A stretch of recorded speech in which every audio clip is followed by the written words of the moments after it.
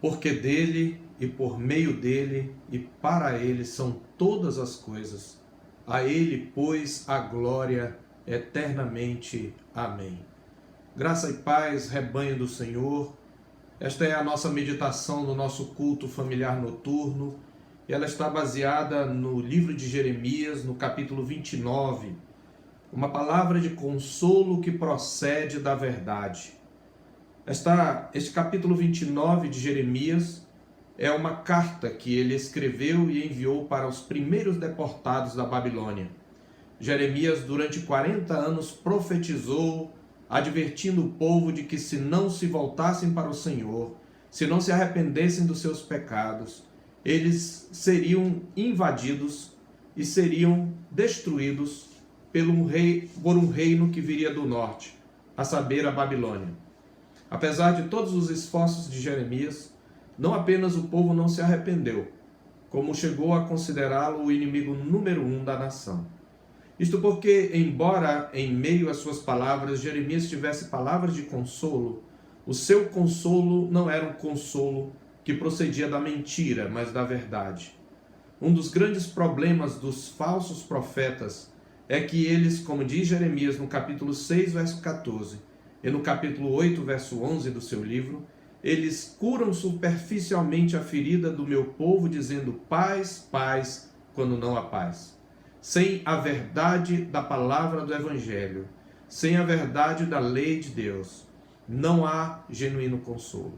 Pois a carta que Jeremias envia para os primeiros deportados é uma carta com vistas a trazer consolo, mas para consolá-los, ele precisa alertá-los. O seu consolo não procede de palavras adocicadas, mas de palavras de verdade vindas do Senhor. Assim diz a palavra do Senhor, portanto, nessa palavra de consolo que procede da verdade. São estas as palavras da carta que Jeremias, o profeta, enviou de Jerusalém ao resto dos anciãos do cativeiro, como também aos sacerdotes, aos profetas e a todo o povo que Nabucodonosor havia deportado de Jerusalém para a Babilônia. Depois que saíram de Jerusalém o rei Jeconias, a rainha-mãe, os oficiais, os principais de Judá e Jerusalém e os carpinteiros e ferreiros. A carta foi mandada por intermédio de Elasa, filho de Safã, e de Gemarias, filho de Ilquias, os quais Zedequias, rei de Judá, tinha enviado à Babilônia a Nabucodonosor, rei da Babilônia, e dizia: assim diz o Senhor dos exércitos, o Deus de Israel, a todos os exilados que eu deportei de Jerusalém para a Babilônia. Edificai casas e habitai nelas, plantai pomares e comei o seu fruto. Tomai esposas e gerai filhos e filhas. Tomai esposas para vossos filhos e dai vossas filhas a maridos, para que tenham filhos e filhas. Multiplicai-vos aí, não vos diminuais. Procurai a paz da cidade para onde vos desterrei, e orai por ela ao Senhor, porque na sua paz vós tereis paz. Porque assim diz o Senhor dos exércitos, o Deus de Israel: não vos enganem os vossos profetas que estão no meio de vós, nem os vossos adivinhos, nem deis ouvidos aos vossos sonhadores, que sempre sonham segundo o vosso desejo. Porque falsamente vos profetizam eles em meu nome. Eu não os enviei, diz o Senhor. Assim diz o Senhor: logo que se cumprirem para a Babilônia 70 anos, atentarei para vós outros e cumprirei para convosco a minha boa palavra, tornando a trazer-vos para este lugar. Eu é que sei que pensamentos tenho a vosso respeito, diz o Senhor, pensamentos de paz e não de mal, para vos dar o fim que desejais. Então me invocareis, passareis a orar a mim, e eu vos ouvirei. Buscar-me-eis e me achareis quando me buscardes de todo o vosso coração. Serei achado de vós, diz o Senhor, e farei mudar a vossa sorte. Congregar-vos-ei de todas as nações e de todos os lugares para onde vos lancei, diz o Senhor, e tornarei a trazer-vos ao lugar de onde vos mandei para o exílio. Li até o versículo 14. Oremos. Senhor Deus, neste dia do Senhor, neste dia em que celebramos a ressurreição de Cristo, em que celebramos as tuas obras salvadoras, os teus feitos redentores, queremos te pedir que o Senhor abençoe e conduza mais esta meditação. Que possamos, ó Deus, identificar e distinguir o consolo que provém da verdade, dos consolos que, por provirem da mentira, produzem uma paz superficial, que alivia temporariamente, mas não cura a ferida. E nesses momentos, ó Deus, em que vivemos este estado de calamidade, este momento de espera, esta expectativa de voltarmos às nossas atividades, nós pedimos que o Senhor nos console, mas que o teu consolo proceda, que sendo um consolo teu, nós possamos perceber que ele procede da verdade. Ajuda-nos, ó Deus, e consola-nos e instrui-nos através desta palavra, em nome de Jesus. Amém. Como eu já falei na introdução, esta carta foi enviada por Jeremias para trazer consolo, instrução, advertências e até repreensão ao povo que fazia parte da primeira leva que foi para o cativeiro babilônico. Junto com o rei Jeconias, que na verdade é o rei Joaquim, que também recebe o nome de Jeconias. Em seu lugar ficara o que viria a ser o último rei de Judá, que era Zedequias. Mas Zedequias era um homem que fez o que era mal perante o Senhor. E quando eles foram para a Babilônia, muitos profetas, que eram bajuladores dos reis, diziam que eles não iriam durar muito na Babilônia. Alguns desses profetas são mencionados aqui neste capítulo que nós acabamos de ler. Mas quando eles falavam, eles não falavam de acordo com a verdade do Senhor, mas de acordo com as ilusões do seu coração e de acordo com aquilo que o povo queria ouvir. Portanto, era um consolo que curava superficialmente a ferida. Jeremias, sendo um profeta verdadeiro do Senhor, então escreve esta carta. Ele mesmo não estava lá, não podia estar lá com essa primeira leva, da qual possivelmente Daniel e seus amigos Ananias, Misael e Azarias estiveram também para esse cativeiro que eles foram. Então, Jeremias escreve para eles, para trazer da parte do Senhor um consolo. Na verdade, o Senhor ordenou a Jeremias que escrevesse essa carta. E é o teor dessa carta que nós vamos tratar. E nessa carta ele traz uma palavra de consolo. É um consolo, no entanto, muito fundamentado, bem fundamentado, porque era fundamentado na palavra da verdade. Então, o contexto é o de cativeiro, o contexto é o de isolamento. É um isolamento muito pior do que nós estamos passando, porque nós estamos isolados em nossas casas. O povo de Israel, aqueles primeiros que foram junto com o rei, os nobres, os profissionais para a época de alto gabarito, de alta tecnologia, como está aqui escrito, os ferreiros, os carpinteiros, os oficiais, os príncipes, esse primeiro grupo que foi para lá, e junto com eles, inclusive, alguns profetas, porque a carta também é endereçada aos profetas, eles estão lá e esperam voltar logo. Mas Jeremias então envia esta carta para eles. E é interessante esse consolo que ele traz, porque a primeira coisa que ele diz é que essa deportação, esse isolamento, vamos dizer assim, esta quarentena em última escala, elevada à última potência, ela fora promovida pelo Senhor. Veja que no versículo 1, ele refere o povo como o povo que Nabucodonosor havia deportado de Jerusalém para a Babilônia. Bem, a ação de Deus é através dos instrumentos que ele usa, e os instrumentos foi Nabucodonosor. Mas quando Deus fala ao povo, observe o que ele diz no verso 4. Assim diz o Senhor dos exércitos, o Deus de Israel, a todos os exilados que eu deportei de Jerusalém para a Babilônia. Peraí, foi Nabucodonosor ou foi o Senhor? Foi Nabucodonosor e foi o Senhor. Mas quem é a causa primeira dessa deportação? O Senhor. O Senhor está trazendo juízo e disciplina pela quebra da aliança. Quem é o seu instrumento? Nabucodonosor, ainda que ele não tenha noção disso.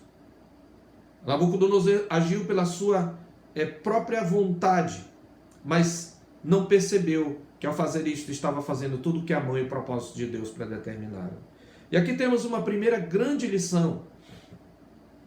A lição é esta, meus queridos: nós precisamos aprender que tudo o que nos acontece, até mesmo as injustiças, e eu posso dizer isso com base nesse texto porque, sim, muitos dos que tinham traído a aliança estavam indo para cativeiro, mas os fiéis também foram com eles. Daniel e seus amigos estavam entre os fiéis, e eles foram porque faziam parte da mesma nação. Mas aquilo havia procedido do Senhor. Nós precisamos entender que não existe nenhum acontecimento neste mundo que esteja fora do controle do Senhor. E tudo ele faz para a sua glória e para o bem do seu povo. Ele diz: eu deportei vocês para a Babilônia. E então ele envia esta palavra. E aí então, a primeira palavra aqui é de conselho e de encorajamento. A segunda palavra de Jeremias é uma palavra de alerta contra os falsos profetas. A terceira palavra, a terceira parte desta mensagem, traz uma promessa de restauração. A quarta parte dessa mensagem traz uma palavra de juízo contra os rebeldes. E a quinta e última parte traz uma palavra de juízo contra os falsos profetas que tentavam curar superficialmente a ferida do povo de Deus.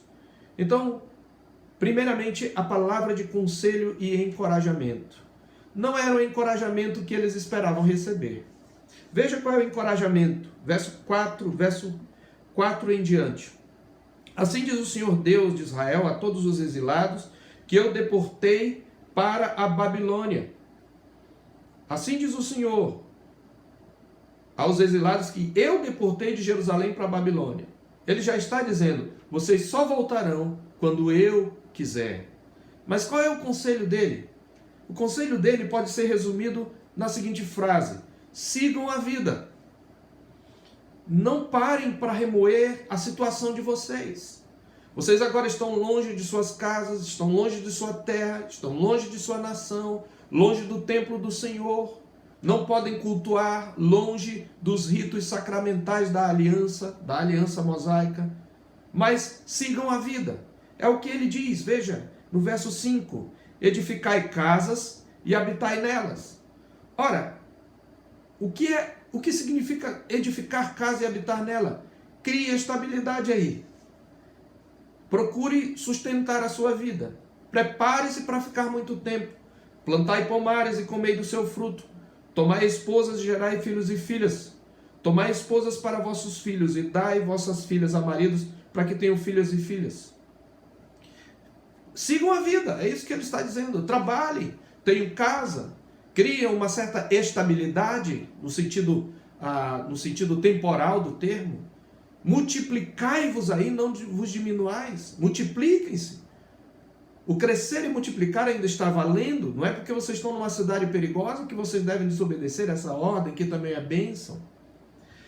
E mais, procurem a paz da cidade, diz o verso 7, para onde vos desterrei, e orai por ela, porque na sua paz vós tereis paz. Ou seja, não orem contra a Babilônia, orem a favor da Babilônia, porque se um reino invadir a Babilônia, se houver guerra contra a Babilônia, vocês estarão no meio da guerra.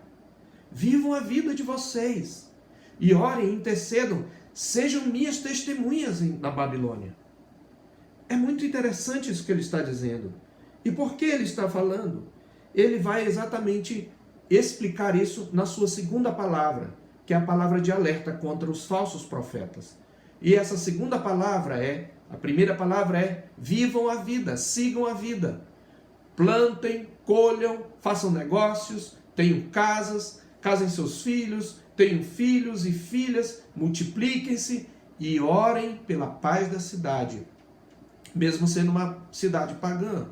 E busquem a paz da cidade, porque na paz da cidade vocês vão ter paz.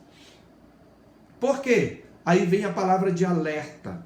E a palavra de alerta era contra os falsos profetas. Os falsos profetas diziam: olha, dentro de 3 anos, 2 anos, vocês estarão de volta. Eu quebrarei o jugo da Babilônia. Mas o Senhor alerta contra esses falsos profetas. Ele, em outras palavras, Jeremias, na sua segunda palavra aqui, está dizendo: não se deixe enganar por uma falsa paz. Veja o verso 8. Porque assim diz o Senhor dos Exércitos, o Deus de Israel: não vos enganem os vossos profetas que estão no meio de vós, nem os vossos adivinhos, nem deis ouvidos aos vossos sonhadores, que sempre sonham segundo o vosso desejo. Eles não sonham segundo eu revelei, mas segundo o que o coração de vocês desejam.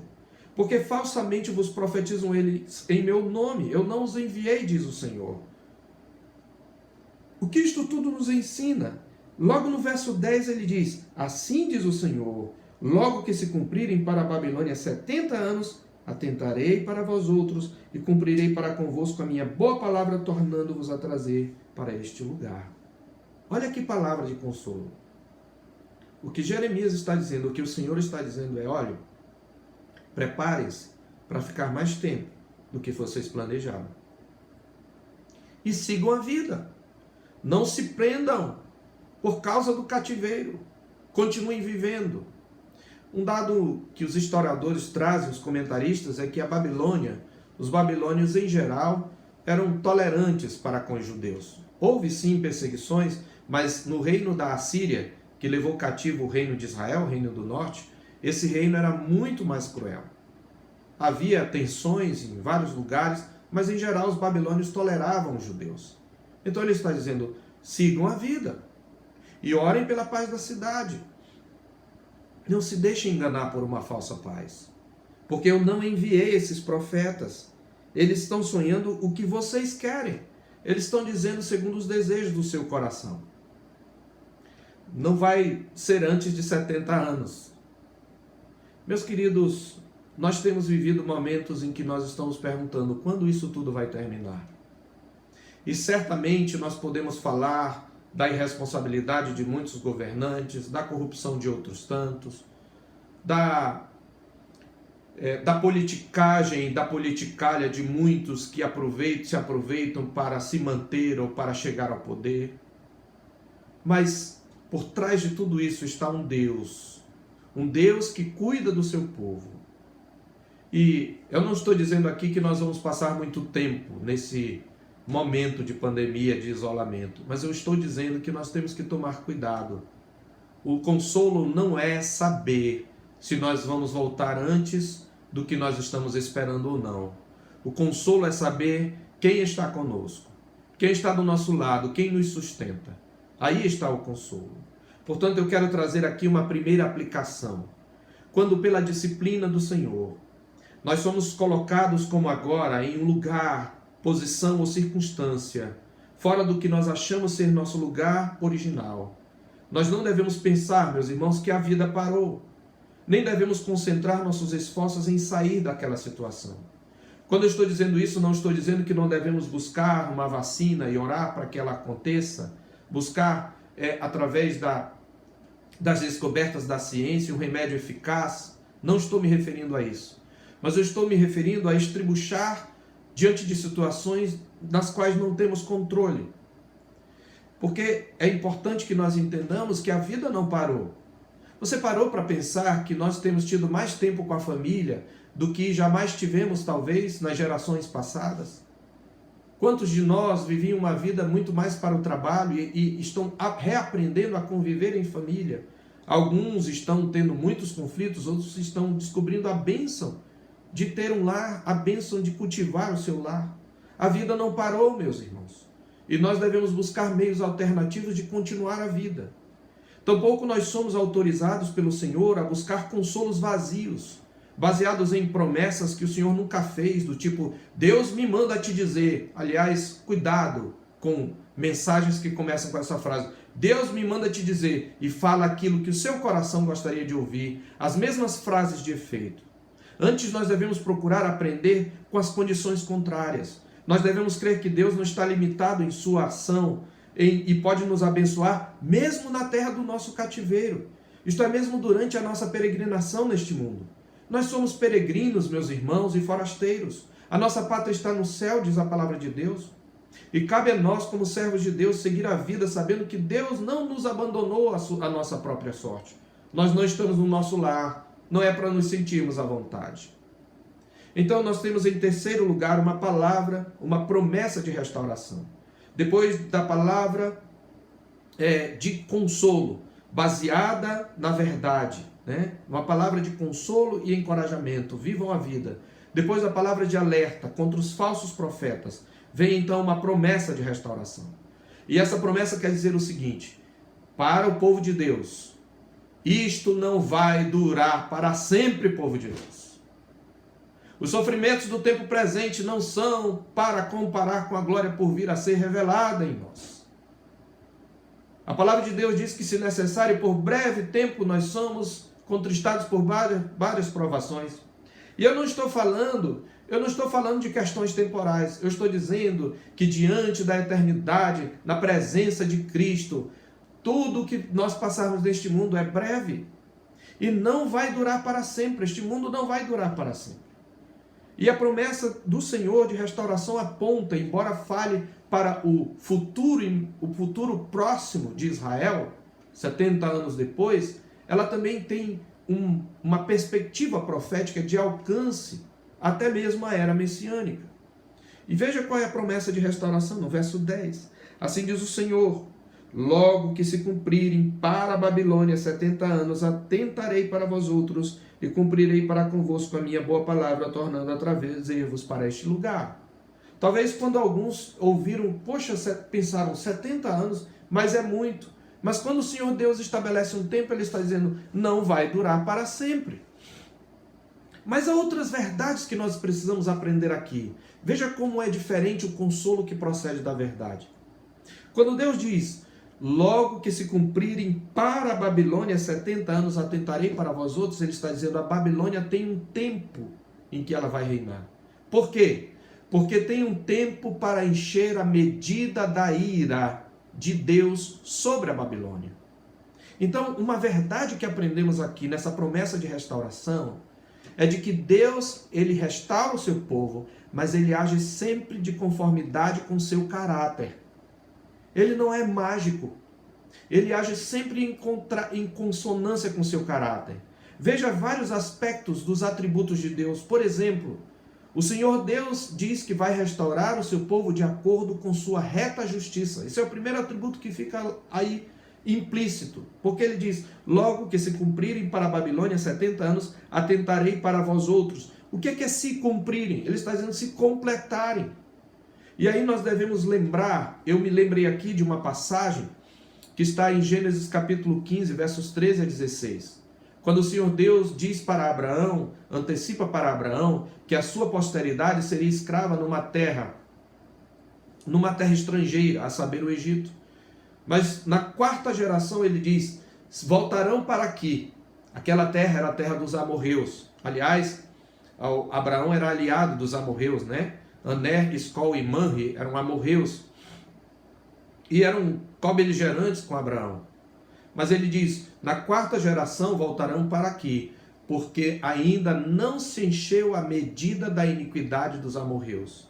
Ou seja, Deus está dizendo, olha, eles vão voltar para cá não apenas porque eu vou usar de misericórdia para com eles, mas porque eu vou agir também segundo a minha reta justiça. Porque o povo de Israel, quando invadiu Canaã, foi um instrumento do juízo de Deus sobre Canaã por causa das perversidades e das abominações praticadas pelo povo de Canaã. E o que Deus está dizendo é, a medida da ira, a medida da iniquidade deles, ainda não demanda o derramamento da minha ira. Ou seja, eu preciso agir de acordo com a minha reta justiça. Mas dentro desse ponto da promessa de restauração, Deus também diz que vai agir segundo sua fidelidade pactual. Porque ele diz, e cumprirei para convosco a minha boa palavra, tornando a trazer-vos para este lugar. Ele está dizendo, eu sou fiel ao pacto, eu vou cumprir a aliança. Vocês quebraram a aliança, mas eu não quebrarei. Eu vou cumprir a aliança, eu vou agir de acordo com a minha fidelidade pactual, com o meu amor pactual. Terceiro, ainda dentro desse ponto de que ele age de conformidade com seu caráter, ele também fala da sua bondade. Veja o verso 11. Eu é que sei que pensamentos tenho a vosso respeito, diz o Senhor. Pensamentos de paz e não de mal, para vos dar o fim que desejais. A palavra paz aqui é mais do que uma quietude interior, é mais do que aquela paz monástica da filosofia oriental. A palavra aqui é o shalom, que inclui a ideia de riqueza, de abundância, de plenitude de vida. O Senhor Deus está dizendo, olha, vocês estão indo para o cativeiro, mas o que eu desejo com esse cativeiro não é o mal de vocês. Eu não sou um Deus carrasco que tem prazer em fazer sofrer o meu povo. O que eu quero é o bem de vocês. Eu quero produzir em vocês um coração reto, um coração santo, como eu sou santo. Eu quero o bem de vocês. Eu ajo segundo minha reta justiça, eu ajo segundo minha fidelidade pactual, eu ajo segundo a minha bondade. Eu vou dar o fim que vocês desejam, eu vou fazê-los voltar do cativeiro. Mas aí vem um outro ponto, é que Deus também age de acordo com as causas secundárias por ele estabelecidas para o cumprimento da sua vontade. Ele diz, eu vou cumprir tudo isto, mas eu vou cumprir de acordo com o meu caráter. Nós sempre pensamos num Deus mágico, que tem que estalar os dedos e fazer as coisas acontecerem sem respeitar as próprias leis que ele criou.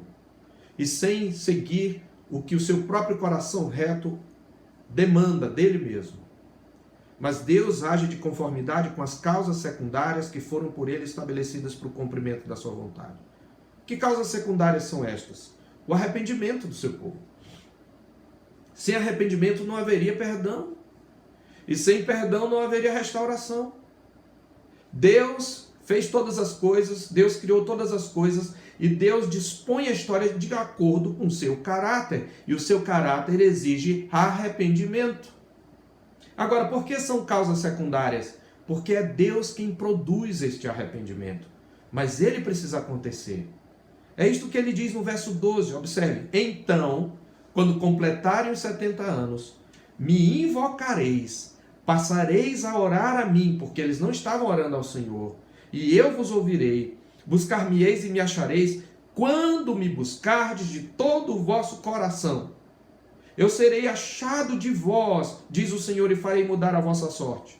Então aquele cativeiro era produzir no coração do povo a condição necessária para que Deus os restaurasse. Por isso ele diz, congregar-vos-ei de todas as nações e de todos os lugares para onde vos lancei, diz o Senhor, e tornarei a trazer-vos ao lugar de onde vos mandei para o exílio.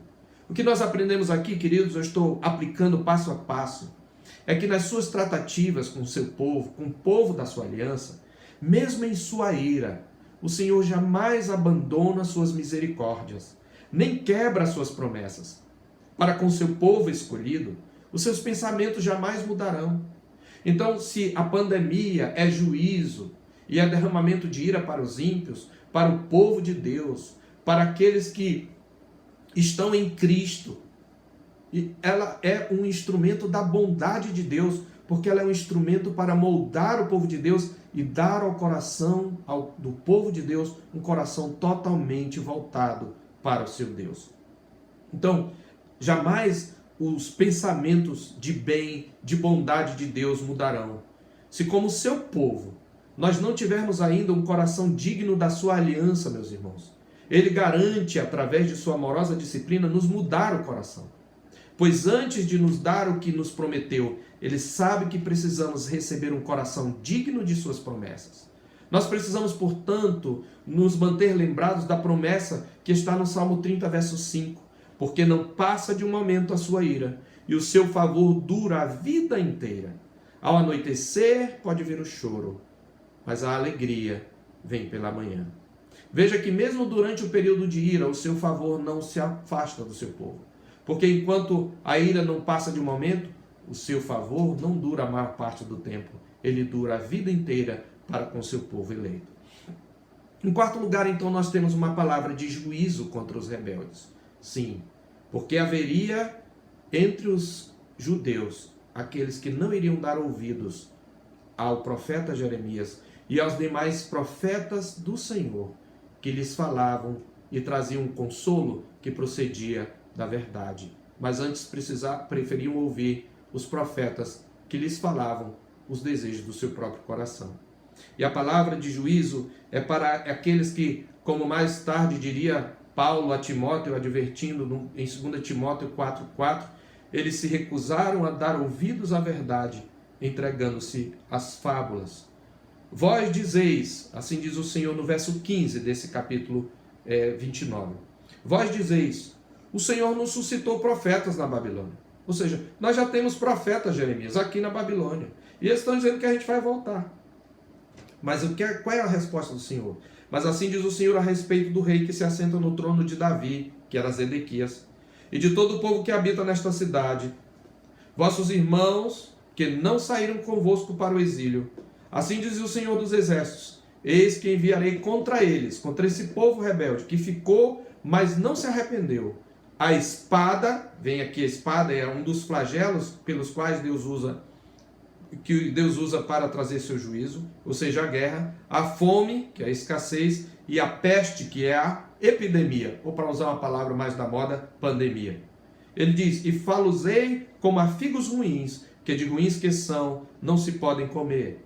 Ele está aludindo aqui a uma parábola que ele havia contado no capítulo 24, sobre a parábola dos cestos de figos bons e figos ruins. Ele diz: persegui-los-ei com a espada, a fome e a peste. Falo-ei um espetáculo horrendo para todos os reinos da terra, e os porei por objeto de espanto, de assobio, de opróbrio, ou seja, humilhação, entre todas as nações para onde estiver arrojado, porque não deram ouvidos às minhas palavras, diz o Senhor, com as quais, começando de madrugada, lhes enviei os meus servos, os profetas, mas vós não os escutastes. Essa é a palavra de juízo do Senhor. Então, aqueles que creem na palavra, aqueles que creem na Escritura, para eles há uma promessa de restauração. No tempo de Deus, segundo o caráter de Deus, segundo a natureza das causas secundárias. Mas para aqueles que são rebeldes, a coisa vai piorar.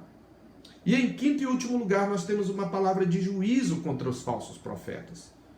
Além de juízo contra o povo, também tinha um juízo contra os falsos pregadores, de um consolo superficial. Verso 20: vós, pois, ouvi a palavra do Senhor, todos os do exílio que enviei de Jerusalém para a Babilônia. E aí, Jeremias cita os profetas pelo nome.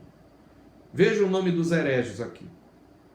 Assim diz o Deus dos exércitos, o Deus de Israel, acerca de Acabe, filho de Colaías, de Zedequias, filho de Maasés, que vos profetizam falsamente em meu nome. Eis que os entregarei nas mãos de Nabucodonosor, rei da Babilônia, e ele os ferirá diante dos vossos olhos. Politicamente incorreto esse Jeremias, cita nomes. Daí surgirá nova espécie de maldição entre os exilados de Judá que estão na Babilônia. O Senhor te faça como a Zedequias e como a Acabe, os quais o rei da Babilônia assou no fogo. Era isso que ia acontecer com eles. Porquanto fizeram loucuras em Israel, veja, esses falsos profetas, além de profetizar em meu nome o que eu não mandei, eles cometeram adultério com as mulheres de seus companheiros e anunciaram falsamente em meu nome palavras que não lhes mandei dizer. Eu sei e sou testemunha disso, diz o Senhor. E ele menciona mais um terceiro: a Semaías, o Neelemitas, falarás dizendo: assim diz o Senhor dos Exércitos, o Deus de Israel, porquanto enviaste no teu nome cartas a todo o povo que está em Jerusalém, como também a Sofonias, filho de Maasés, quarto profeta, o sacerdote, e a todos os sacerdotes, dizendo... Olha o que o falso profeta falou. Falou para o sacerdote Sofonias: o Senhor te pôs por sacerdote, em lugar do sacerdote Joiada, para que sejas encarregado da casa do Senhor sobre todo homem fanático, referindo-se a Jeremias, que quer passar-se por profeta para o lançares na prisão e no tronco. Agora, pois, por que não repreendeste a Jeremias, o anatotita, que vos profetiza? Pois nos enviou mensageiros à Babilônia para dizer: há de durar muito o exílio, edificai casas, habitai nelas, plantai pomares, etc. Sofonias, o sacerdote, leu esta carta aos ouvidos do profeta Jeremias. Então veio a palavra do profeta Jeremias, do Senhor ao profeta Jeremias, dizendo: manda dizer a todos os exilados: assim diz o Senhor acerca de Semaías, o Neelemita, porquanto Semaías vos profetizou, não o havendo eu enviado, e vos fez confiar em mentiras, assim diz o Senhor: eis que castigarei a Semaías, o Neelemita, e a sua descendência. Ele não terá ninguém que habite no meio desse povo, e não verá o bem que hei de fazer ao meu povo, diz o Senhor, porque pregou rebeldia contra o povo. Cuidado, meus queridos, com os falsos profetas, que tentam trazer o consolo que não parte do Deus verdadeiro, do Deus da verdade, mas de um Deus pequeno, de um demiurgo, que se autolimitou para seguir com você, se surpreendendo diante dos caminhos da vida, como seu amiguinho. Cuidado com os falsos profetas. O Senhor dos Exércitos fala na sua Escritura, e toda profecia e toda palavra que for de encontro à sua Escritura, que o declara um Deus soberano, que prevê inclusive o tempo de cativeiro do seu povo, que tem total controle sobre a história. Aqueles que não pregam segundo esse Deus são falsos profetas. E se você dá ouvidos a ele, você terá o destino deles. Dê ouvidos àqueles que pregam e expõem a palavra com fidelidade. Eu concluo, meus queridos, falando da infalibilidade, ressaltando a infalibilidade da palavra de Deus. Nós vemos a infalibilidade da palavra de Deus porque 70 anos depois, essa palavra atravessou os anos, e 70 anos depois, ela foi uma palavra de motivação para Daniel. No capítulo 9 de Daniel, ele diz, eu vou abrir lá, no primeiro ano de Dario, filho de Assuero, da linhagem dos Medos, o qual foi constituído rei sobre o reino dos caldeus. No primeiro ano do seu reinado, eu, Daniel, entendi pelos livros que o número de anos de que falaram o Senhor ao profeta Jeremias, que haviam de durar as assolações de Jerusalém, era de 70 anos. Voltei o rosto ao Senhor Deus para o buscar com oração, com súplicas, com jejum, pano de saco e cinza. E então ele faz uma oração de confissão. Por quê? Por que Daniel faz essa oração de confissão? Porque estavam se aproximando, ou talvez já tinha até passado um pouco os 70 anos e talvez a primeira leva já tinha ido, ou talvez estivesse 2 anos antecedendo 2 anos o cativeiro. Mas Daniel sabia que Jeremias falou que para que eles voltassem, eles precisavam se arrepender e buscar o Senhor de todo o coração. E parece que Daniel não via muito arrependimento no meio do seu povo. E é por isso que ele confessa os pecados. É por isso que lá no capítulo 9, ele orando segundo a Escritura, orando segundo o que escreveu Jeremias, mesmo sendo ele um homem de sonhos e visões, se você olhar no verso 13 do capítulo 9 de Daniel, ele diz, como está escrito na lei de Moisés, todo este mal nos sobreveio. Apesar disso, não temos implorado o favor do Senhor nosso Deus, para nos convertermos das nossas iniquidades e nos aplicarmos à tua verdade. Essa palavra que é da verdade, esse consolo, essa palavra de advertência atravessou os anos e chegou até Daniel, que estava naquela primeira leva, mas agora 70 anos depois. Mas essa palavra vai mais além. Ela tem o que nós chamamos de perspectiva profética. Porque o Senhor Deus profetiza a volta do cativeiro, mas ele diz que esta volta era apenas a inauguração, o sinal de uma nova era, de uma era quando o rei davídico, enviado por Deus, viria para reinar para sempre, não só sobre Israel, mas sobre todos os povos. Isso está no capítulo 30, o capítulo seguinte, observe o verso 1, palavra que do Senhor veio a Jeremias dizendo assim, fala o Senhor Deus de Israel, escreve no livro todas as palavras que eu disse, porque eis que vem dias, essa é uma expressão técnica que os profetas sempre falam do futuro, diz o Senhor em que mudarei a sorte do meu povo de Israel e de Judá, diz o Senhor, falo-ei voltar para a terra que dei a seus pais, e a possuirão. E logo em seguida, mais à frente, veja, no verso 10, no verso 7 ele diz, que grande é aquele dia, e não há outro semelhante, é tempo de angústia para Jacó, ele porém será livre dela. Naquele dia, diz o Senhor dos Exércitos, eu quebrarei o seu jugo de sobre o teu pescoço, e quebrarei os teus canzis, e nunca mais estrangeiros farão escravo este povo, que servirá ao Senhor seu Deus, como também a Davi, seu rei, que lhe levantarei. Deus está dizendo que vai levantar Davi para reinar sobre Israel. Quem é Davi? Ora, Davi já tinha morrido. O seu túmulo estava entre eles. Mas como diz Pedro, sendo profeta e tendo a promessa de Deus, de que um dos seus descendentes se assentaria no seu trono, o próprio Davi profetizou, como no Salmo 110, disse o Senhor ao meu Senhor, assenta-te à minha direita, até que eu ponha todos os teus inimigos por estrado de teus pés. Deus está prometendo trazer o seu Cristo, queridos. Ele está dizendo, vocês vão voltar do cativeiro, e essa volta é uma prova de que eu cumpro o que eu vou fazer. Além da volta para o cativeiro, eu enviarei Davi.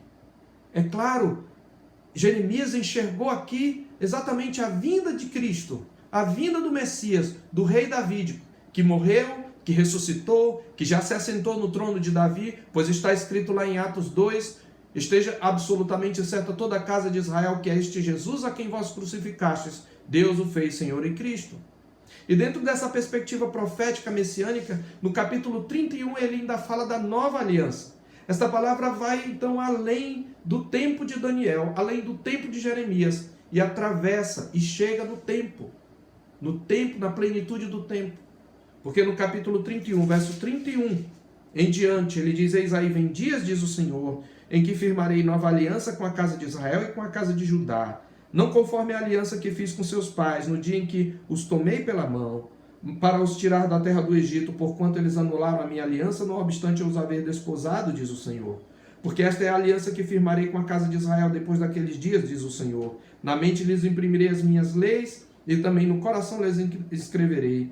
Eu serei o seu Deus e eles serão o meu povo. Não ensinará jamais cada um ao seu próximo, nem cada um ao seu irmão, dizendo: conhece ao Senhor, porque todos me conhecerão, desde o menor até o maior deles, diz o Senhor. Pois perdoarei as suas iniquidades, e dos seus pecados jamais me lembrarei.